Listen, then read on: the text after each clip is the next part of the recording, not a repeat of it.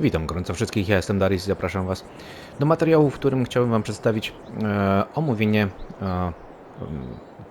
moimi słowami precyzyjnego farmingu.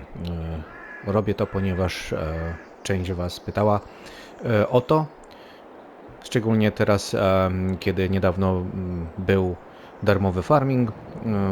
Dużo nowych osób zawitało właśnie w progi tej gry, więc pomyślałem, że czemu nie, jeśli pytacie, to postaram się jak tylko mogę. A więc precyzyjny farming jest to mod DLC darmowy, który można sobie uruchomić do gry i jak to się mówi, urozmaicić bardziej rozgrywkę. Czyli jest to mod dla osób, którzy lubią się bawić statystykami, lubią, jak sama nazwa mówi, dokładność, precision. Także jest to coś, co może przynieść dużo zabawy, jeśli lubimy właśnie takiego typu zabawy. Jeśli chodzi o ten sam mod, to powiem Wam, ja go używam osobiście, gdzie tylko prowadzę rozgrywkę, ponieważ pomaga mi on prowadzić statystyki, pomaga mi w różnych, jak to powiedzieć, sytuacjach, gdzie mogę uzyskać dane, które są mi potrzebne do prowadzenia farmy. I moim zdaniem jest to dość ciekawe, mimo że nie w pełni używam tego precyzyjnego farmingu. Także to jest właśnie dobre w tym, że nie trzeba w pełni go używać, po prostu możecie sobie go używać do swoich potrzeb. Ja swoje potrzeby mam takie, że używam go w celu właśnie statystyk informacyjnych, jak i również do celów takich, aby zaoszczędzić na nasionach, na nawożeniu, czyli na oborniku, czy gnojówie, czy suchym nawozie. Także to jest dobre, to naprawdę pomaga i jeśli ktoś po prostu ogarnie temat lekko, to już później może sobie sam wszystko rozpracować. Dobra, ja mam tutaj kupione to poletko, już tłumaczę co i jak. Teren, który posiadam na razie, to jest ten tutaj. Ja sobie zakupiłem, żeby po prostu postawić sobie cały ten sprzęt i rzeczy, które potrzebuję na farmie do przedstawienia Wam tego modu. Jak na razie pierwszą rzeczą, która się pojawia po ściągnięciu właśnie tego moda i włączeniu go do gry, to jest właśnie ta ikona. Tutaj będziemy mieć wszystkie informacje, które będą nam potrzebne, które będą nam dostarczone poprzez właśnie ten mod. To jest jedna rzecz. Druga rzeczy, to ja może sobie tutaj włączę sobie pracownika, niech sobie już tu działa, a ja sobie mniej więcej za chwilę jeszcze dokończę rozmowę z Wami, pokazać co i jak. Chodzi o to, żeby tu dynamicznie coś to przechodziło, żeby się tu coś działo i mniej więcej jeszcze pokazać o co chodzi. Także ja sobie tu już przygotuję ciągnik, żeby opróżnić sobie jego mościa, jeśli będzie pełne. I już wracamy do omawiania. Dobra. Jeśli wejdziemy sobie w zakładkę tutaj, to jest zakładka, gdzie znajdują się ściągnięte dodatki. Wchodząc sobie tutaj w Precision Farming, będziemy mieli informacje na temat, jaki sprzęt się znajduje w tym pakiecie. A więc tutaj mamy Isaria Scout, 17 000 kosztuje i jest to urządzenie, które posłuży nam do badania gleby. Również mamy w tym pakiecie Grand Cotte, to jest PTR 30 000 za 239, no pojemność 40 000 m3, 350 koni wymaga, także jest to dość spore urządzenie do przewozu gnojowicy. Tu mamy informacje, co możemy sobie ustawić, takie rzeczy. Tu przy tym nie ma żadnych funkcji, żeby ustawić tak jak tu przy tej oto cysternie. Tutaj mamy urządzenie, które możemy wykorzystywać do pomiaru gleby, aby uzyskać informację, ile można rozrzucić nawozu na dane pole. Tutaj mamy możliwość doczepiania jeszcze obciążników różnego typu. I to kosztuje 23 900. I na końcu mamy jeszcze urządzenie do odchwaszczania. Mamy wybór kilku rozpiętości ramion. Także tu jest 24 metry, 28, dwa są. Następnie możemy sobie opony wybrać. No i tutaj jeśli chcemy mieć punktowy oprysk, na którym możemy też zaoszczędzić z płynem, który opryskujemy, no to tutaj kosztuje to 39 000. W dalszej części po prostu omówię mniej więcej, pokażę jak to działa wszystko. Na razie pokazuję Wam jaki sprzęt mamy w tym. Widzę, że ma problem z nawróceniem. Za blisko wózek postawiłem na header. Ok.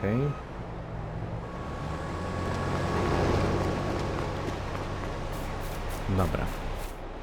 Następną rzeczą, która jest dostępna właśnie również w tym pakiecie, to jest tak, musimy sobie przejść w tryb budowy, w budynki, shopy i mamy tutaj dwa budynki. Jeden jest budynek ze stacją bazową RTK mały, wygląda w ten sposób. Drugi jest z tą samą funkcją, ale większy. I to dzięki temu właśnie tym dwóm budynkom, niezależnie jaki postawicie sobie, pozwala poprawić jakość pracy pracowników tam było chyba 10 bodajże albo 11%. Także stawiam ten budynek i jak pójdzie, to zobaczymy, czy to będzie mieć wpływ bezpośrednio po ustawieniu, czy dopiero jeśli zresetuję pracownika, pojedzie sobie od początku. Nie mam pojęcia, nie testowałem tego. Nie zagłębiałem się aż tak bardzo w ten temat. Jeśli jest możliwość, postawię taki budynek, jeśli nie ma, no to nie. To tyle, jeśli chodzi o budynki. Teraz tak, możemy sobie przejść w sumie teraz do... Zawsze wszystkie informacje można znaleźć w dziale pomoc. Czyli pierwsze kroki, jak zacząć w ogóle gospodarstwo, jak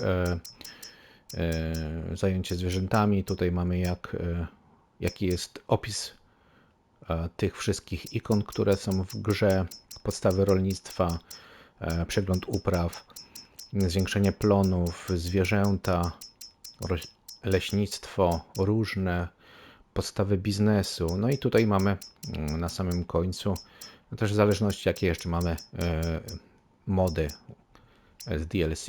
Tutaj akurat mamy to rolnictwo precyzyjne i mamy ogólne informacje, rodzaje gleby, analiza próbek gleby, wartość pH, zawartość azotu, mapa plonów, zmienny wysiew nasion, punktowo oprysk chwastów, czujnik azotu w gnojowicy, czujnik upraw sterujący dawkowaniem nawozu, prawdopodobnie azotu. Ocena środowiskowa, analiza ekonomiczna i stacja RTK, to co przed chwilą mówiłem. No i tutaj jest 11% pisze. Dojdzie nam nowa opcja, funkcja, którą będziemy mogli sobie wybrać przy każdym większości traktorów. Jest to Isaria Pro Compact, która pozwoli nam na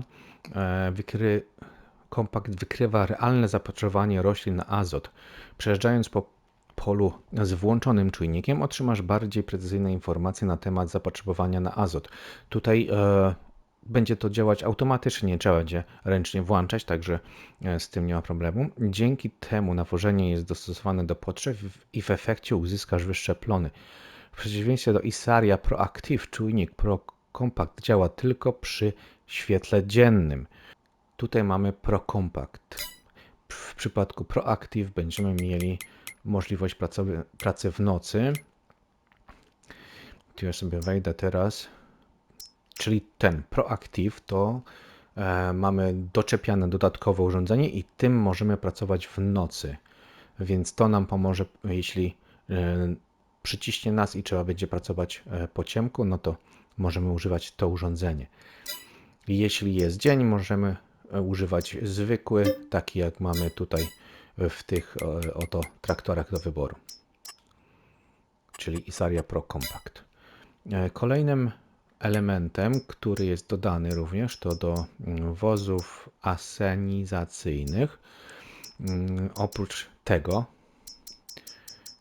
można również wybrać sobie czujnik obornika John Deere. Tutaj akurat sama przyczepa kosztuje 58 000, to kosztuje 10 000 i to się pojawia taki żółta skrzyneczka i to jest czujnik obornika John Deere. Wykrywa poziom zawartości azotu w oborniku, ponieważ skład obornika nigdy nie jest jednorodny. Czujnik gwarantuje aplikację równych dawek azotu na całym polu. Także tu mamy dodatkowe urządzenie, które możemy sobie zamontować, jeśli prowadzimy sobie te wszystkie statystyki, to wszystko, aby oszczędzić sobie na... Każda inna przyczepa też to będzie miała właśnie taką funkcję, takie do podczepienia. Co jeszcze z tych organizacyjnych rzeczy? To. Myślę, że chyba wszystko, bo jeszcze zostaje jedna rzecz, jeśli chodzi o przyczepy, które rozrzucają obornik, który sobie tutaj jakąś szybko wybierzemy, ale tutaj przy tym nie ma. Tu wtedy jest informacja pobierana z traktoru bądź Compact lub to Pro. Dobra, czy ten już skończył, czy jeszcze ma ten śmieszny pasek tam? Dobra. Ale widzę, że już powolutku jest ukończone działanie na tym polu. A więc tak, jeśli mamy pole, które zostało już skoszone, tak, będzie jechał, myślę. Teraz możemy sobie wziąć urządzenie, którym będziemy sobie robić próbkę gleby. O, skończył pracę jednak. A więc tak, tutaj z przodu mam podczepiony ten do sprawdzania azotu. To mi teraz nie będzie potrzebne, to ja sobie go tu zostawię na boku. OK. I już przejdziemy zaraz, tylko ja jeszcze tego kolesia tu włączę i ogarnę jeszcze tutaj te skrawki i już wracamy do omawiania dalszego. No i tutaj z tego poletka sobie zebraliśmy 8000, no prawie 9000 będzie tych ziaren. Nawet w sumie to przyczepa nie będzie tu potrzebna, żeby to przewozić. Myślałem, że trzeba będzie go opróżnić, ale zapomniałem, że tu ma dość spory zbiornik, więc nie będzie problemu z tym. Tu jeszcze go włączę, niech sobie jedzie tam. Ten pasek sobie śmignie, a ja już zrobię próbki gleb.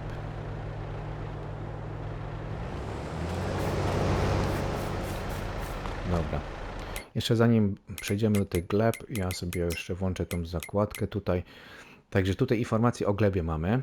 Ona się pojawi, jeśli zrobimy te próbki, czyli pobierzemy próbki, wyślemy do laboratorium i pojawi nam się rodzaj gleby. Później będziemy mieli informacje na temat pH i azotu. Również informacje na temat plonu i ilość wysiewu. Także te wszystkie informacje będą tutaj wyświetlane. Również będą informacje wyświetlane ogólne o polu, ile zainwestowane pieniądze, ile pieniędzy zostało zainwestowanych, ile tam musieliśmy wydać. Także no, bardzo ciekawe statystyki, bardzo mi się to podoba. Lubię to i jeśli ktoś lubi statystyki, to polecam. Dobra, ja sobie teraz jeszcze muszę włączyć tutaj okno pomocy, żeby można było wytłumaczyć kolejne etapy. Tylko tak się zastanawiam. Można by było już w sumie... A, dobra, i tak pojadę tam. Dobra, a więc tak. Mamy urządzenie Isaria Scout, które służy do pobierania próbek gleb i teraz należałoby je rozłożyć. Rozłóż próbnik gleby, czyli L1X, rozkładamy. Wysuwa się antena. No i teraz jest kwestia taka, że dobrze by było... Aha, nie da się go obniżyć. O, wiecie, obniżę zaraz. Opuść próbnik gleby. Jest, dobra. Nie miałem go ustawionego. Teraz do pomocy możemy sobie jeszcze uruchomić minimapę. Właśnie musi być mini. I jak widać w obrębie tego naszego urządzenia mamy kółeczko. Kółeczko nam pokazuje zasięg próbek, które pozyskujemy z pola. Także, żeby było całe, to mniej więcej trzeba podjechać tak, żeby kółko dopasowało się do kształtów kwadratu czy prostokątu, kątów 90 stopni, czyli już tam. Dobra, tutaj mamy, myślę, że to będzie dobre. I teraz wciskamy L1 i podnieś, tylko pobierz próbkę gleby, czyli kwadrat. O, wbija sobie tamten szpikulec, pobiera sobie próbkę, cyk i mamy zaznaczone, że próbka została pobrana. I przejeżdżamy dalej. Mniej więcej, żeby to równo też było. Myślę, że tu będzie ok. I ponownie powtarzamy tryb L1 kwadrat.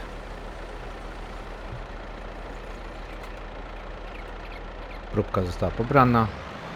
Jedziemy w kolejne miejsce. Też ustawiamy się w miarę odpowiednim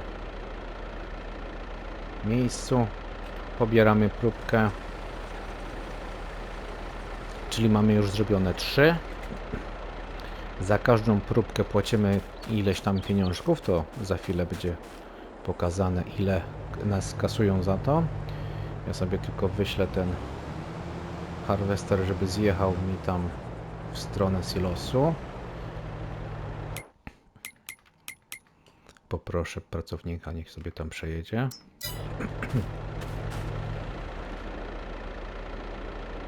Obraził się. Trudno. Dobra, wracamy z powrotem. Nie znamy powód, dlaczego nie chciał jechać.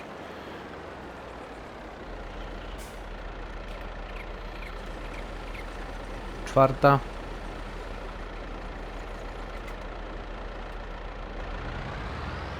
No i teraz mamy jeszcze, myślę, 2. Lekko. O, hamuj. 5. i 6. będzie tu na końcu. Myślę, że obejmie mniej więcej cały ten skrawek, który pozostanie.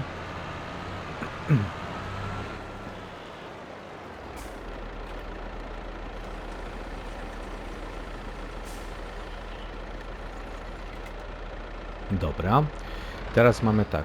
Na dole nam pisze w oknie informacyjnym, że mamy 6 próbek pobranych.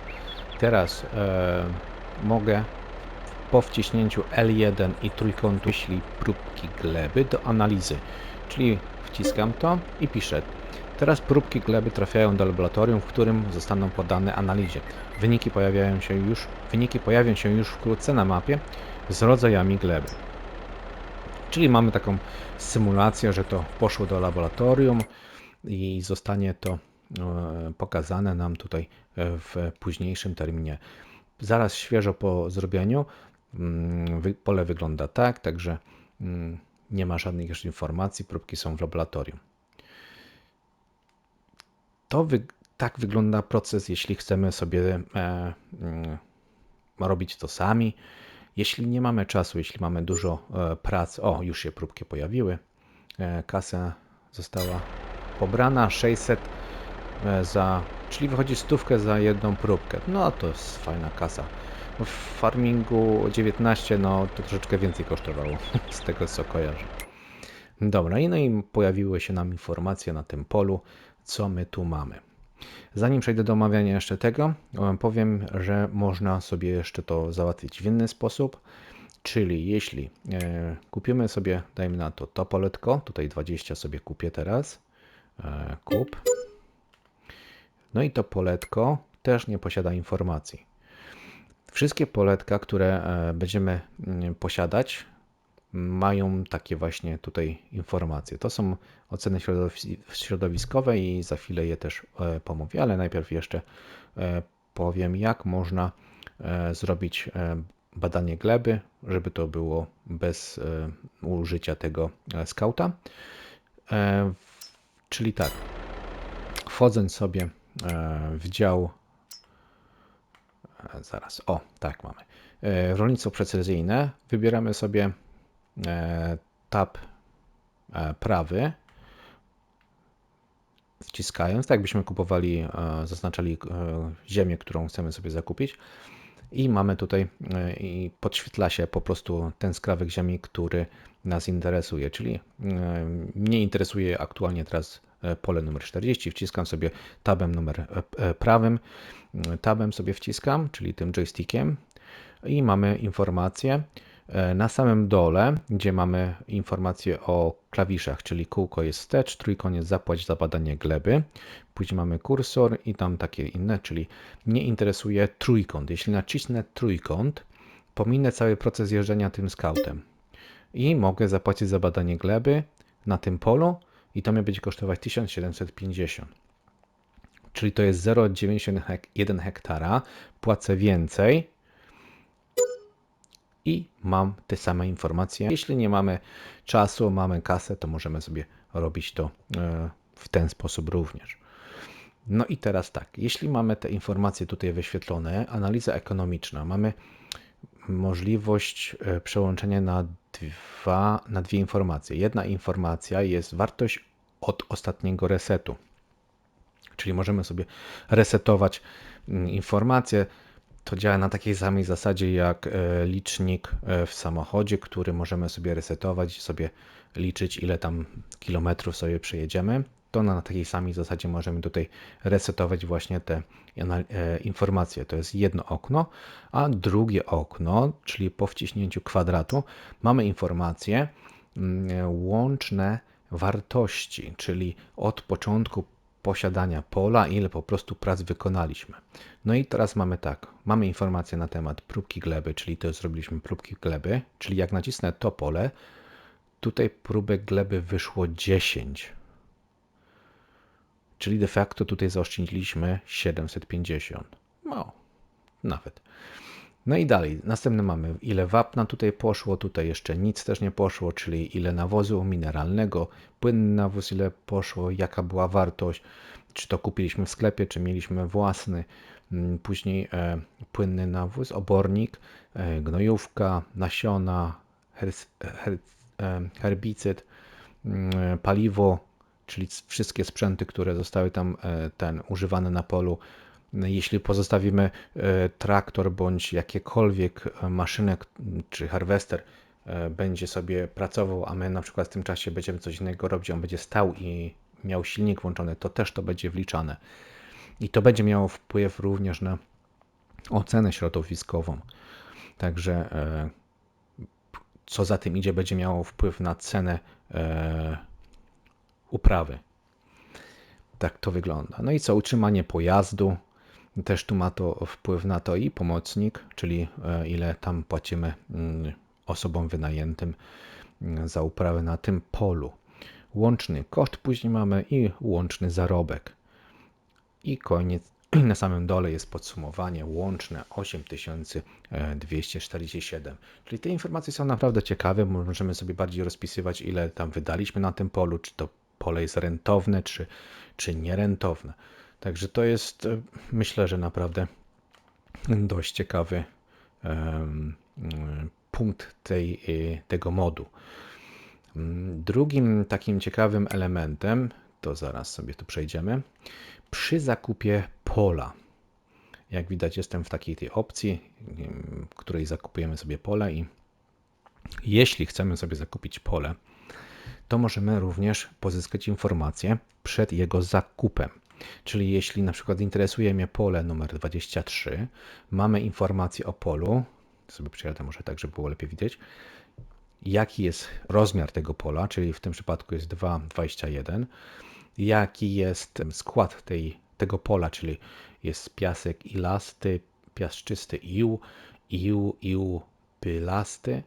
Także tutaj mamy te wszystkie informacje oraz oczekiwany potencjał plonu. I to jest bardzo ciekawe, bo widzimy, czy to pole ma potencjał, czy nie. Tu jest na przykład teraz 92%.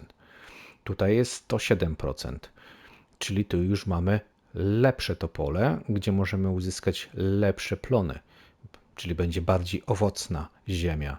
Tutaj jest 100%, czyli jest ok, jest w porządku. Tutaj mamy 120. Wow, no to tutaj będziemy mieć super plony, czyli to pole jest warte zakupu. Tutaj, które to kupiłem, 20, 109%. Też spoko. Pole, które było łącznie z tym terenem, gdzie jest farma, no to jest 93. No, chcąc mieć farmę, jest ten teren przystosowany, no musiałem kupić kosztem tego, że to pole jest gorsze. Tutaj mamy 110, no, tutaj mamy 107, także te informacje również są właśnie przeze mnie wykorzystywane przy zakupie pola. No i jest naprawdę ciekawe. No jeśli nie jest wymuszony teren, bo muszę kupić to pole, no to ja sobie zawsze sprawdzam to tutaj te informacje.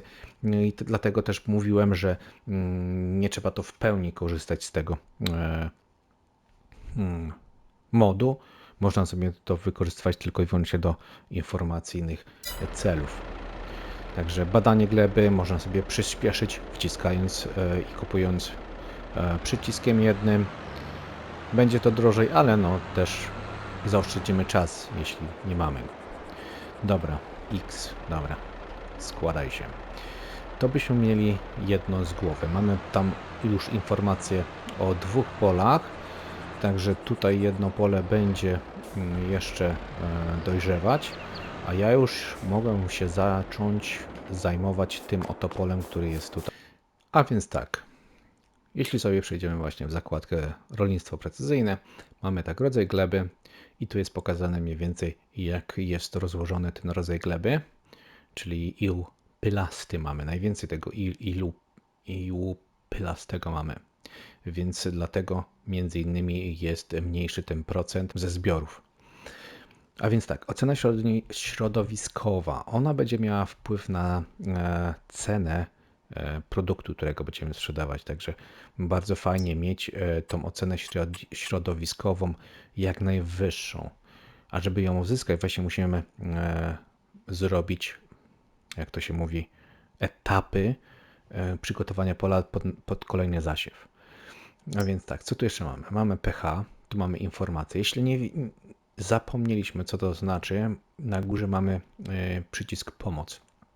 Czyli jak wciśniemy sobie ten przycisk tab główny, ten płaski taki dotykowy, przeniesie nas to automatycznie do działu, który właśnie nas interesuje, czyli wartość pH. No i tutaj, żeby uzyskać wartość pH w dobrym stanie, musimy rozsypać wapno. Zanim rozsypiemy wapno, na pewno trzeba będzie wcześniej użyć jeszcze gnojowa. Jak to widać, azot jest na 0, no może 20 jest z tego, co tak ten kolor mi pokazuje. Nie jest jeszcze aż tak źle, może 40. Czyli zrobimy tutaj pracę azotem.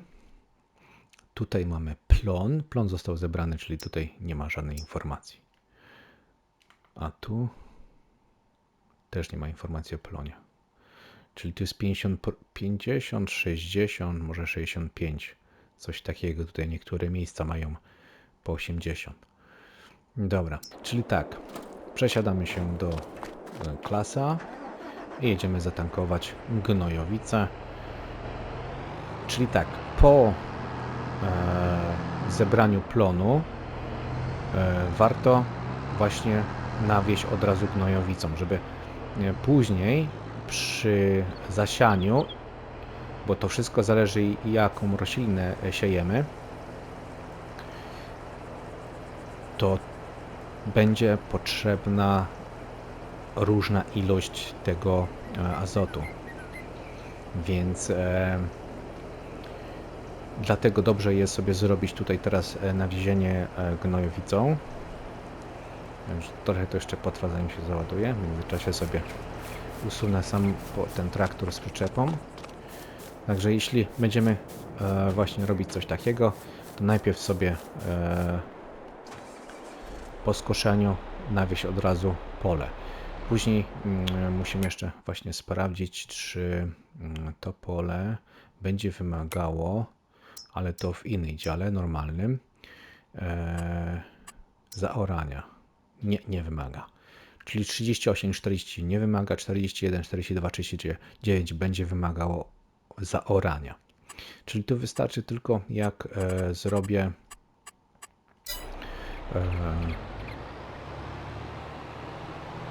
to, że nawiozę to gnojowicą, bo jeszcze się zastanawiałem, czy będę musiał używać kultywatora, czy to trzeba będzie to właśnie przeciągnąć pole kultywatorem, ale mam przygotowany siewnik, który nie wymaga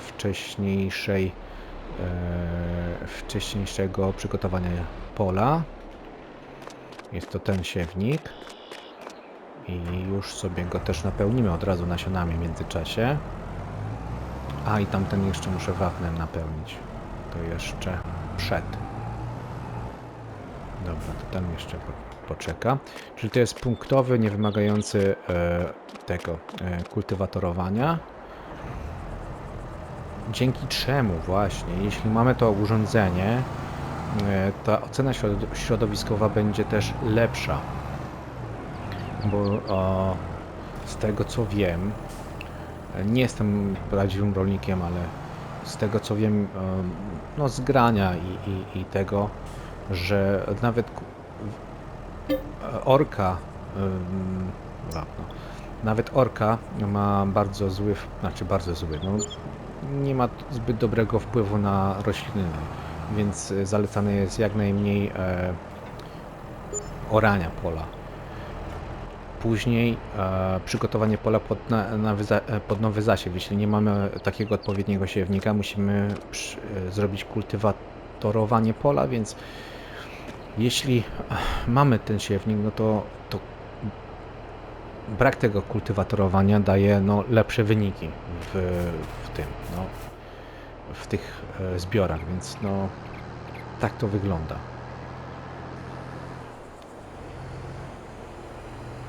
W ogóle ten cały projekt tego DLC był sponsorowany przez Unię Europejską. Myślę, że to jest dość ciekawy pomysł, ponieważ no, to jest przybliżenie ludziom młodym, jak to w ogóle wszystko wygląda, prawda? Dobra, niech sobie jedzie i działa sobie. Jak widzicie, przyczepa ma już zakupiony ten czujnik azotu od John Deere'a, jak i również ta maszyna tutaj ma również te kompaktowe czujniki. No i teraz mamy tutaj informację w oknie, jeśli przypatrzycie się, ile po prostu jest podawane tej gnojowicy do gleby. Czyli azot, użycie gnojówki. Ta informacja jest też dość ciekawa, bo możemy dzięki niej stwierdzić, ile tego azotu jest używane. Azot jest podawany w ilości na metr sześcienny, czyli kilogram na metr sześcienny. No i teraz mamy informację. Jest 80 kg na metr sześcienny. Wymagane, podawane jest 4,5. To jest automatyczna dawka. Możemy sobie tutaj zmienić również na manualne, ale osoby, które nie siedzą w temacie, oczywiście można się zagłębić jeszcze bardziej w ten temat, ale na początku lub no, dla takich osób, które jeszcze nie miały z tym styczności, no to lepiej zostawić automatyczny. Ja używam automatyczny, już aż tak w statystyki nie wnikam. Także dobra, zrobiłem jeden błąd, bo ja ustawiłem pracownikowi, żeby zakupował rzeczy, a ja chcę zobaczyć, jak to znika. To nie ten dział. Tutaj.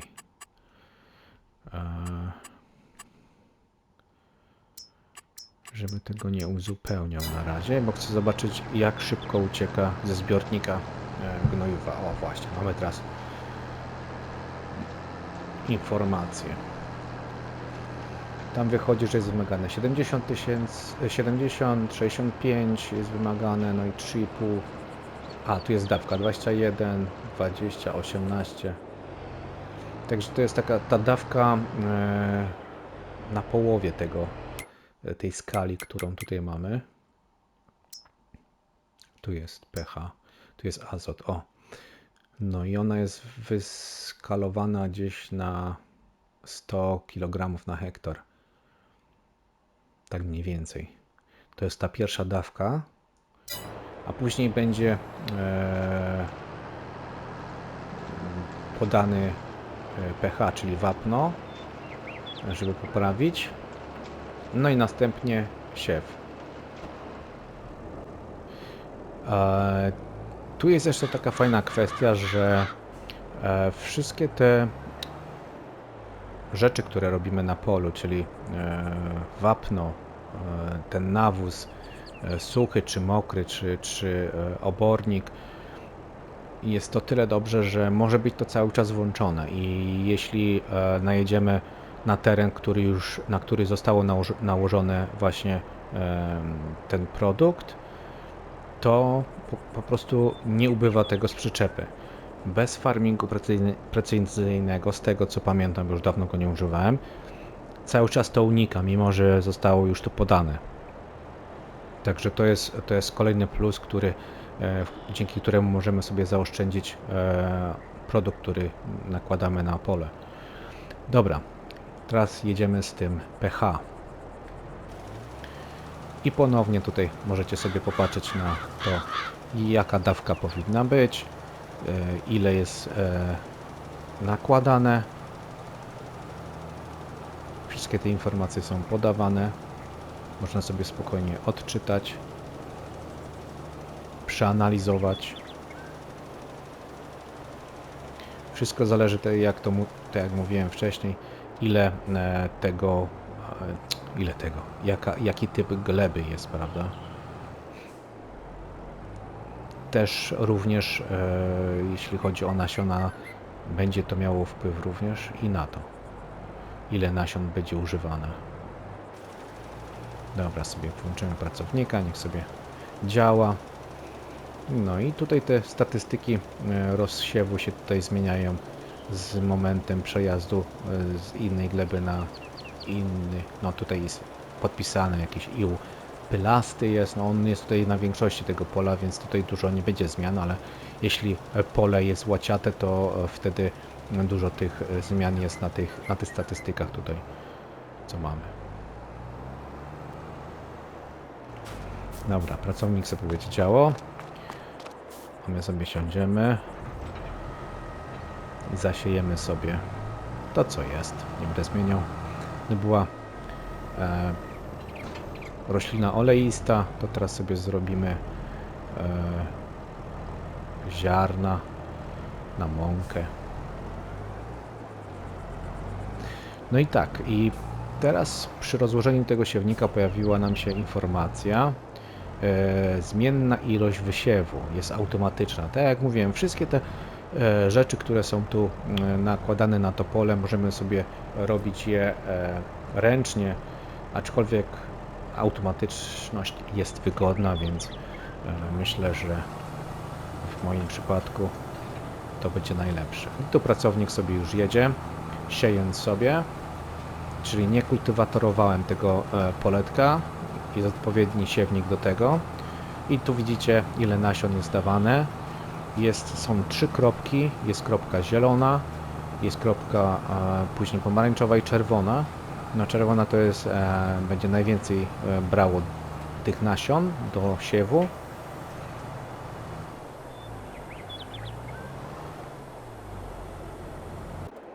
Zobaczmy, jak tu idzie tym panom praca, paniom.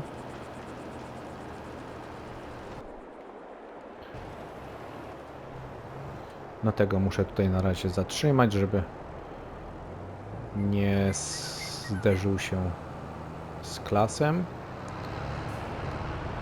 Sobie wykorzystamy tutaj sytuację i zasypiemy sobie ten odcinek. No i teraz przejadę tu, to sypię, a jak pojadę tu po tym, co już sypał, mimo że urządzenie jest włączone, no to nie widać, żeby pobierało z tego. Po prostu działa, ale nie sypie. I to jest właśnie plus tego precyzyjnego farmingu i ja między innymi dlatego to też używam. Statystyki plus jeszcze oszczędność używania chemii czy środków do zasiewu czy nawożenia pola.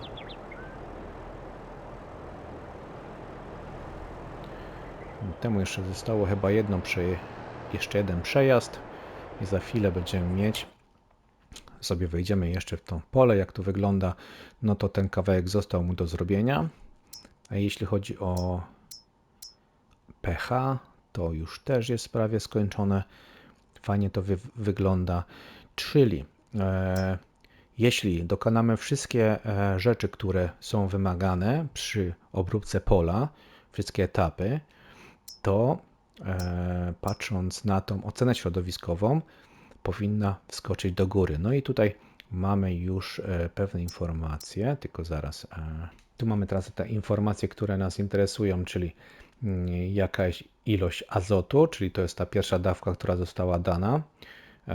pH jest dość wysokie, to jest też również to pierwsze, które zostało nam tu zapodane na tym polu. Zachwaszczenie jest 15, także wszystkie te funkcje mają wpływ na tą ocenę środowiskową. I teraz tak, teraz ten już skończył, to już go można usunąć.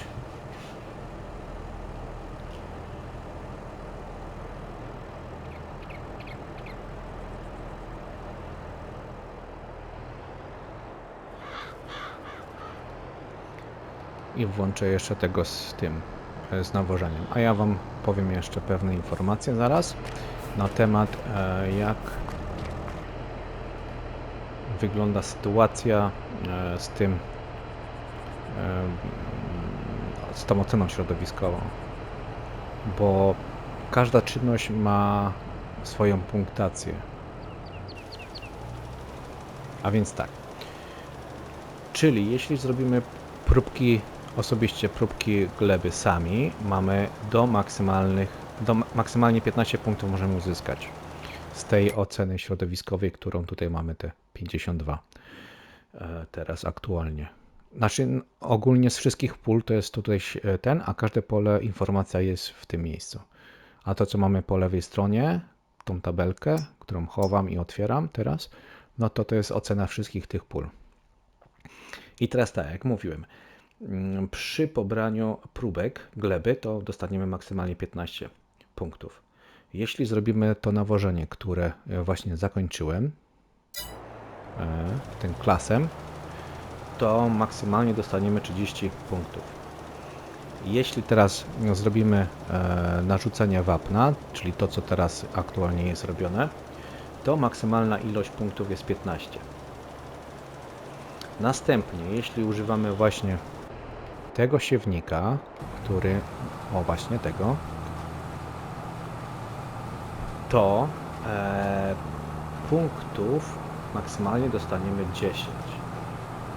I teraz tak, piszę 10 maksymalnie, możemy dostać 5 punktów, jeśli będziemy robić bez tego punktowego, a będziemy musieli użyć tego kultywatora, a 0 punktów, jeśli pole zostanie zaorane. Także to ma duży wpływ. Czyli maksymalna ilość punktów przy tym to powinna być 10. Jeśli używamy kultywatora, to dostaniemy tylko 5. I na końcu, jeśli będzie właśnie orka zrobiona, no to nie dostaniemy żadnych punktów przy siewie. No i ostatnim punktem, punkty, które możemy zarobić, to jest usuwanie chwastów jak to mówię, punktowo, czyli płynem, to jest 30 punktów, mechanicznie 20 punktów, później mamy Jeśli opryskamy całe pole, to jest 15 punktów, czyli nie punktowym, a całe normalnie pole, tak jak leci. No i jeśli nie usuniemy tych chwastów, to 10 punktów.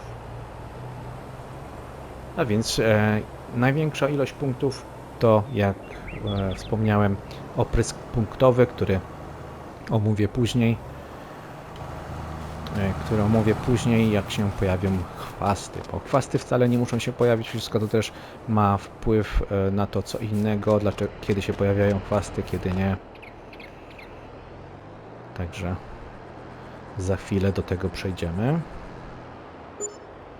Czyli na obecną chwilę, jeśli wykonałem te funkcje, czyli na tym polu osobiście zebrałem próbki gleby, to już powinienem mieć plus 15%, czyli tutaj co mam te 48, powinno dodać 15, to będzie 62.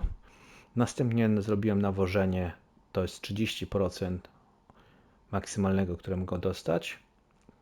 To będzie 90 coś. Osypałem 15, czyli powinno być 100% lekko zrobione, bo to już ma wpływ na to. Tylko tak, tu piszę maksymalna ilość, więc mogę dostać tyle, albo mogę dostać mniej. Może wszystko będzie zależeć, ile tych procent już było na tym polu wcześniej. Może też to będzie miało wpływ. Także zobaczymy później. Dobra, ja myślę, że teraz to musi zostać zasiane, musi urosnąć, także zobaczymy się później, jak już te chwasty będą. Będziemy omawiać dalszy etap tego precyzyjnego farmingu. Właśnie w sposób taki jak te opryski punktowe, czy a później ta ocena środowiskowa, jaka wyjdzie w dalszym etapie. Także to na razie pierwsza część, a druga będzie właśnie dalsze działania, etapy, wyniki, jak to nam wyszło. Także jeszcze zapomniałem dodać, że właśnie po tych całych etapach zakończone sianiem. Zapomniałem sprawdzić, czy będzie trzeba jeszcze nawieść to teraz tym razem nawozem suchym. Zaraz sprawdzimy, czy się włączy pracownik. To jest już po zasiewie, bo zapomniałem dodać. Idzie to. Dobra. Czyli mamy znowu już drugi etap nawożenia tego pola, czyli pierwszy było gnojowicą, zaraz po skoszeniu pola, później nałożyliśmy wapno, po wapnie zasialiśmy pole na nowo, no i teraz po zasianiu mamy drugi etap nawożenia, już tym razem z suchym nawozem, chociaż zaraz sprawdzimy, czy nie będzie można na przykład tym zrobić. Zaraz nabierzemy tutaj obornika i zrobimy połowę obornikiem. Czemu nie? Jest taka możliwość, to trzeba to wykorzystać. Dobra, zobaczymy teraz, czy pracownik pójdzie. Idzie, czyli można. To sobie zrobimy tylko ten dwa paski tutaj tym, niech sobie działa. Jak widać, rozłożył sobie sondę, żeby sprawdzać, ile nakładać sobie. Akurat ma dwie, więc to nie ma jakiegoś tam dużego wpływu. Na pewno jedno z nich działa. Dobra. A ja już tym znikam z pola. A więc tak, no. Także to chyba już jest końcówka, jeśli chodzi o to. W ten sposób zakończyliśmy tutaj działania. No i teraz jedyne co, to musimy teraz poczekać, aż roślina urośnie. Dobra. Z mojej strony to wszystko na ten materiał. Dzięki za uwagę. Mam nadzieję, że w miarę jasno to omówiłem, przekazałem Wam. W następnym materiale, jak wspomniałem, będzie oprysk chwastów, jeśli się pojawią. No i zobaczymy, jaki będzie wynik pola z oceny środowiskowej. No i później może uda się nam ten produkt sprzedać też, jaka będzie też również cena tego produktu. Dobra. Pozdrawiam gorąco. Na razie. Cześć.